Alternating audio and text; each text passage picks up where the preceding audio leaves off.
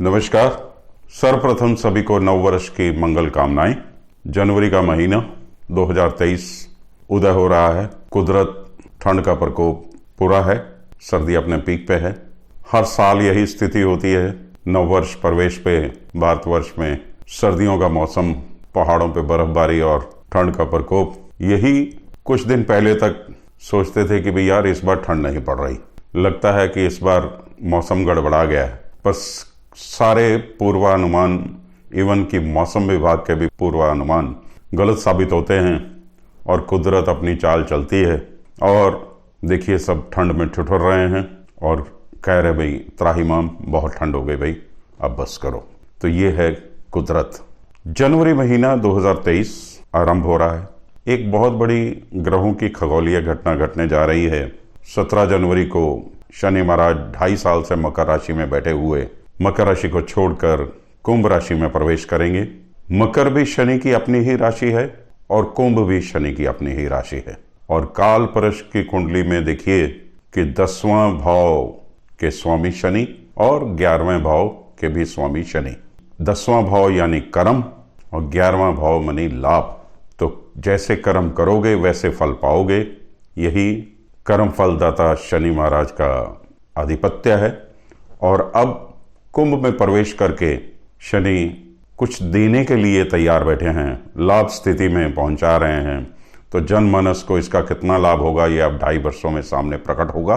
तो इस वर्ष के अगर हम संवत में देखें तो माघ मास में 17 जनवरी से लेके जो कि 5 फरवरी तक रहेगा। इस वर्ष 5 शनिवार और 5 ही रविवार पड़ रहे हैं। और ऊपर से शनि महाराज भी मकर राशि छोड़कर कुंभ राशि में प्रवेश कर जाएंगे। और कुंभ के शनि की तीसरी दृष्टि तो होगी मेष राशि पे, 7वीं दृष्टि होगी सिंह राशि पे और 10वीं दृष्टि से वृश्चिक राशि को देखेंगे। मेष राशि में राहु पहले से ही विराजमान है, तो इसलिए शनि की दृष्टि से कुछ ऐसे समीकरण बनेंगे कि महामारी बढ़ेगी। सर्दियों का मौसम है तो सर्दियों संबंधित महामारी, जैसे कि पहले कभी कोरोना आया था, ऐसे ही कुछ ना कुछ महामारी के रूप में प्रकट होगा। किंतु ज्यादा चिंतनीय बात नहीं है क्योंकि मीन राशि में बृहस्पति पहले से ही विराजमान है। कहने का मतलब कि कुंभ के शनि और मेष के राहु के बीच में मीन राशि पड़ती है, तो वहां पे बृहस्पति बैठे हुए डैमेज कंट्रोल कर रहे हैं। इसके अलावा महंगाई बढ़ना लाजमी है, उपद्रव की घटनाएं बढ़ेंगी। सोशल मीडिया भी देखिए नेगेटिव रोल प्ले करने वाला है, खूब तनातनी रहेगी। सरहदों पे भी चिंता रहेगी, टेंशन की स्थितियां बनती रहेगी, आतंकवादी घटनाएं भी घटित होंगी। जैसा कि हमारे पड़ोसी हैं चीन और पाकिस्तान जैसे, तो इनसे कोई ज्यादा अच्छे की उम्मीद नहीं की जा सकती है। क्योंकि अब आगे देखेंगे 15 जनवरी से 11 मार्च तक गुरु मीन राशि में ही रहेंगे। फिर शुक्र मकर कुंभ पार करते हुए मीन राशि में आ जाएंगे। तो ये स्थितियां, और ऊपर से 17 जनवरी को शनि का कुंभ में प्रवेश पड़ोसियों से संबंध अच्छे नहीं बता रहा है। इनके साथ कुछ ना कुछ लगा ही रहेगा। बाकी यही परमात्मा से दुआ है कि सभी के लिए नववर्ष और जनवरी महीना मंगलकारी हो। इन्हीं शुभकामनाओं के साथ हम आगे बढ़ते हैं। सर्वप्रथम ग्रहों की स्थिति समझ लेते हैं। सूर्य धनु राशि में और धनु में ही बुध चल रहे हैं। कहने का मतलब कि धनु राशि में बुध आदित्य योग बना हुआ है। सूर्य 14 जनवरी को मकर राशि में प्रवेश कर जाएंगे। मकर संक्रांति 14 जनवरी। मास आरंभ 1 जनवरी को चंद्रमा मेष राशि में। उसके बाद चंद्रमा अपने 2.25 घंटे दिन की चाल पे चलते हुए शेष राशियों का सफर अपना जारी रखेंगे। मंगल वक्री अवस्था में वृष राशि में है और 13 जनवरी को मंगल मार्गी हो जाएंगे। बुध वक्री धनु राशि में और 18 जनवरी को मार्गी हो जाएंगे। बृहस्पति मीन राशि में ही रहेंगे। शुक्र मकर राशि का सफर खत्म करके 22 जनवरी को कुंभ राशि में प्रवेश कर जाएंगे। शनि अपने 2.5 साल का मकर राशि का स्टे पूरा करके कुंभ राशि में 17 जनवरी को प्रवेश कर जाएंगे। राहु मेष में ही रहेंगे और केतु तुला राशि में। ये तो है ग्रहों की स्थिति। अब कुछ जनवरी महीने की खास तारीखों पे गौर किया जाए।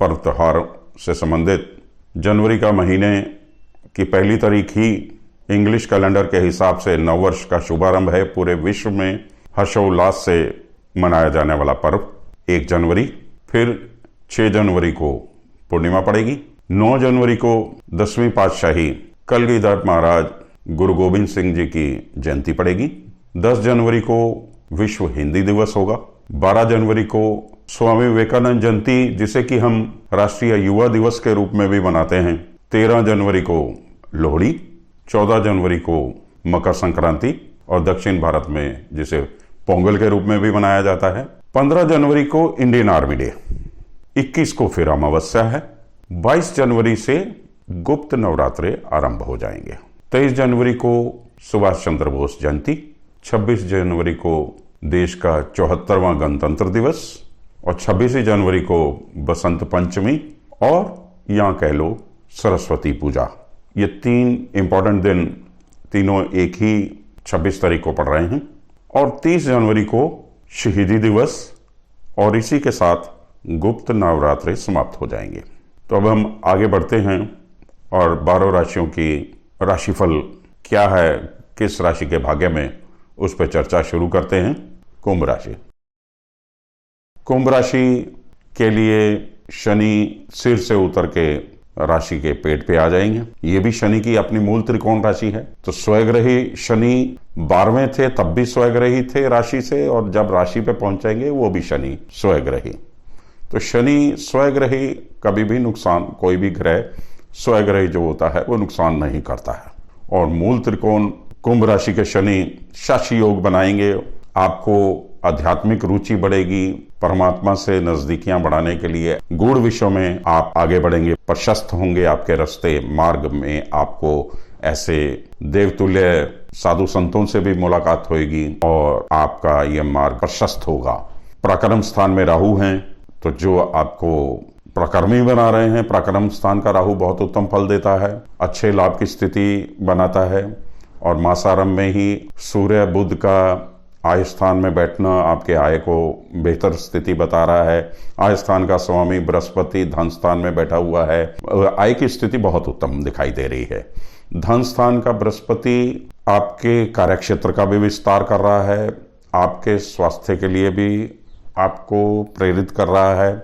और मंगल चौथे भाव का थोड़ा भूमि लाभ जरूर दे रहा है। प्रॉपर्टी के धंधे वगैरह से जुड़े लोगों के लिए समय बहुत अच्छा है, किंतु ब्लड प्रेशर के पेशेंट्स के लिए या कोई हृदय संबंधित कोई अगर व्याधि है तो ऐसे लोगों के लिए समय थोड़ा चिंता का विषय है, क्योंकि सर्दियां वैसे भी थोड़ी तंग करती हैं।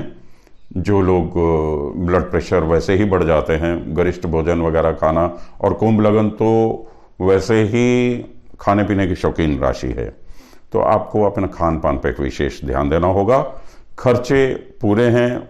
व्यय स्थान में सुख स्थान में शुक्र का, फिर वहां से शनि का राशि पर से गुजरना, साथ में शुक्र का होना आपको लग्जरी के ऊपर खूब खर्चा करवा रहा है और आपको ऐशो आराम की चीज़ों में इजाफा हो रहा है। तो आपका समय सही लग रहा है, बेहतर परिस्थितियां बनती जा रही हैं, आपको अच्छे लाभ के रास्ते प्रशस्त हो रहे हैं। 13, 14 और 15 3 दिन चंद्र अष्टम की स्थिति है, और चंद्र अष्टम की स्थिति में चंद्रमा पे बृहस्पति की दृष्टि रहेगी, तो जो कि अमृत समान है, किंतु फिर भी अष्टम का चंद्रमा कमजोर होता है। आपको इतना चंद्र अष्टम से परेशानी नहीं होगा, फिर भी बृहस्पतिवार के दिन भगवान विष्णु जी की आराधना करें। पीले फल यानी कि केला या लड्डू, बेसन के लड्डू, इन चीजों का प्रसाद बांटें, प्रभु को समर्पित करके फिर उसके बाद उसका प्रसाद स्वयं भी ग्रहण करें और यारों मित्रों में भी बांटें, तो उत्तम फलों की प्राप्ति होगी।